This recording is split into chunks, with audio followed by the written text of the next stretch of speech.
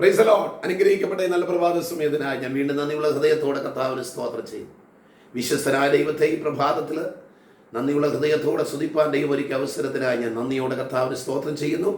ഇന്നത്തെ പ്രഭാതത്തിലെ ധ്യാനത്തിനായിട്ട് യോഹന്നാന്റെ സുവിശേഷം 16-ാം അധ്യായം 24-ാമത്തെ വാക്യം ഞാൻ വായിക്കുന്നു. ഇന്ന് വരെ നിങ്ങൾ എൻ്റെ നാമത്തിൽ ഒന്നും അപേക്ഷിച്ചിട്ടില്ല. അപേക്ഷിപ്പീൻ, എന്നാൽ നിങ്ങളുടെ സന്തോഷം പൂർണ്ണമാകും വണ്ണം നിങ്ങൾക്ക് ലഭിക്കും. നമ്മുടെ സന്തോഷം എന്തുകൊണ്ടാണ് പൂർണ്ണമാകാത്തത്?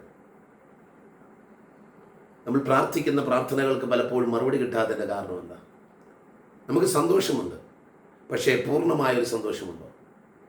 എന്നാൽ ഇന്നത്തെ പ്രഭാതത്തിൽ ദൈവം നിങ്ങളോട് സംസാരിക്കാൻ ആഗ്രഹിക്കുന്ന, പറയാൻ എന്നെ ഏൽപ്പിച്ച വചനം, നിങ്ങളുടെ സന്തോഷത്തെ ദൈവം പൂർണ്ണമാക്കാൻ പോവുക. ലോകം അപൂർണമായ സന്തോഷം നൽകുമ്പോൾ, താൽക്കാലിക സന്തോഷം നൽകുമ്പോൾ, ദൈവം നിങ്ങൾക്ക് നൽകുന്നത് പൂർണ്ണ സന്തോഷമാണ്, പൂർണ്ണ സമാധാനം. സ്തോത്രം. പൂർണ്ണമായ ഒരു സമാധാനവും സന്തോഷവും ദൈവം നിങ്ങൾക്ക് നൽകാൻ പോവുകയാണ്. നമ്മുടെ ദൈവം അപൂർണനായ ദൈവമല്ല. നമ്മുടെ ദൈവം അവിശ്വസിക്കുവാൻ പറ്റുന്ന ഒന്നും ഈ ദൈവത്തിൻ്റെ ക്വാളിറ്റിയിലില്ല.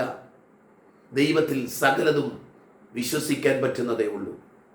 അനാഥരെയും വിധവമാരെയും പരിപാലിക്കുന്നവനായ ദൈവം ഇവിടെ പറയുന്നു, നിങ്ങളുടെ സന്തോഷം അവൻ പൂർണ്ണമാക്കാൻ പോവുകയാണ്. എന്നാൽ ദൈവം നമുക്ക് സന്തോഷം, നമ്മളിലുള്ള സന്തോഷം പൂർണ്ണമാക്കണമെങ്കിൽ നാം എന്ത് ചെയ്യണം? നിങ്ങൾ എൻ്റെ നാമത്തിൽ അപേക്ഷിക്കണം. ദൈവത്തിൻ്റെ നാമത്തിൽ നമ്മൾ അപേക്ഷിക്കണം.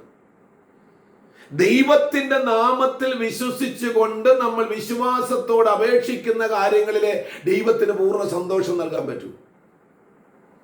നമ്മുടെ ഇഷ്ടപ്രകാരം കാര്യങ്ങളെല്ലാം ക്രമീകരിച്ചിട്ട് വന്ന ദൈവമേ ഇതൊന്ന് സന്തോഷമാക്കി നൽകണമേ എന്ന് പറഞ്ഞാൽ ദൈവം ഒരിക്കലും അതാക്കത്തില്ല. പ്രിയപ്പെട്ടവരെ, അത് ഒറ്റവാക്കി പറഞ്ഞാൽ, ദൈവഹിതം മനസ്സിലാക്കി നിങ്ങൾ ദൈവത്തോട് സമർപ്പിക്കുന്ന സകല വിഷയങ്ങളിന്മേലും ദൈവം അത് പൂർണ്ണ സന്തോഷമാക്കി നൽകും.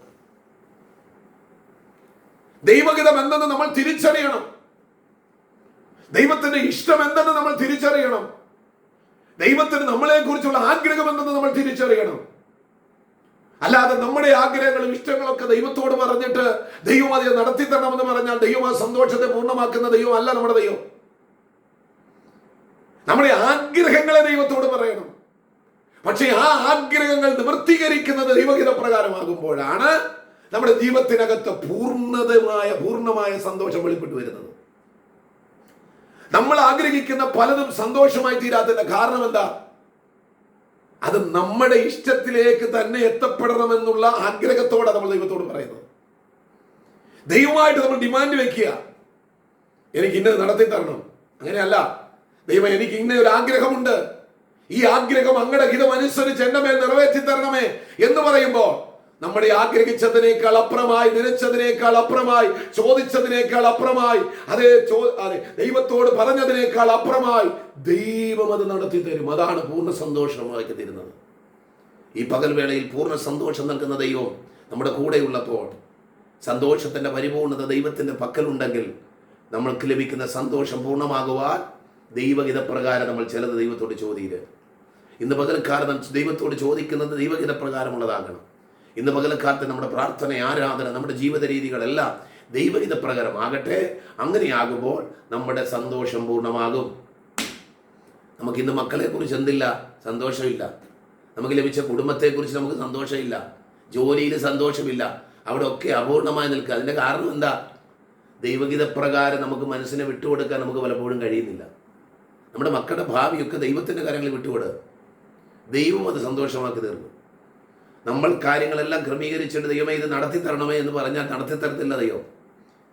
ദൈവത്തിൻ്റെ ഹിതം മനസ്സിലാക്കി നിന്റെ മക്കളെ, നമ്മുടെ കുടുംബത്തെ, നമ്മുടെ മേഖലകളെ, നമ്മുടെ ആഗ്രഹങ്ങളെ ഒക്കെ ദൈവത്തോട് പറയുമ്പോൾ ദൈവം അത്ഭുതം പ്രവർത്തി. വാക്യം ഇങ്ങനെ പറഞ്ഞ് അവസാനിപ്പിക്കുന്നത്, ഇന്നുവരെ നിങ്ങൾ എൻ്റെ നാമത്തിൽ ഒന്നും അപേക്ഷിച്ചിട്ടില്ല, അപേക്ഷിപ്പീൻ എന്നാൽ നിങ്ങളുടെ സന്തോഷം പൂർണ്ണമാകും. അപേക്ഷിപ്പീൻ, ഇന്നുവരെ അപേക്ഷിച്ചിട്ടില്ല.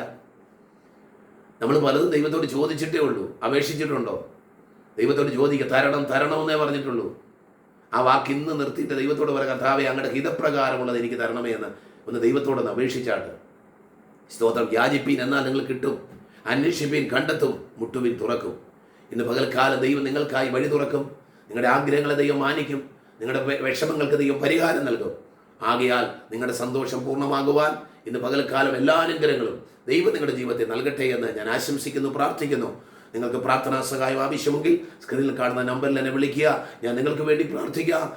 ദൈവം ഈ വചനങ്ങളാൽ നിങ്ങളെ ഓരോരുത്തരെയും അനുഗ്രഹിക്കുമാറാകട്ടെ. ആമേൻ.